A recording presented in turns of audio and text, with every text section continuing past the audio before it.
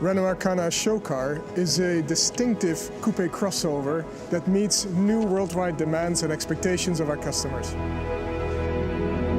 It shows an astonishing balance between the elegance of a sedan and the sturdiness of an SUV.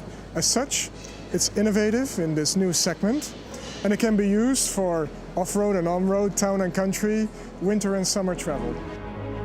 The Arkana show car features a powerful and elegant and expressive design. You can see that through the muscular shapes, the 19-inch wheels, the wide wheel arches, very high ground clearance and 4x4 transmission. And for the elegance, we have a beautiful roofline, sophisticated chrome trim detailing, a glass roof, and of course, beautiful LED lighting signature as you're used from Renault. So this new concept, a coupé crossover, fits in perfectly with our worldwide strategy to please all the customers. Renault Arkana coupé-crossover will play a major role in the development of the Renault brand in Russia.